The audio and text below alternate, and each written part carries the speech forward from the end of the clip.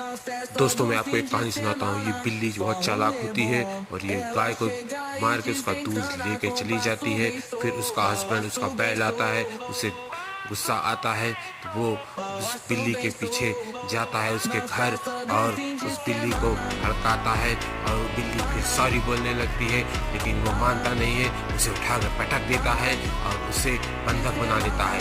फिर वो बोलती है मैं तुझे पैसा दूंगी, मुझे छोड़ दे, तो वो उसे छोड़ देता है और बिल्ली पैसा लेके आती है। जैसा कि आप जानते हैं बिल्ली बहुत चालाक होती है।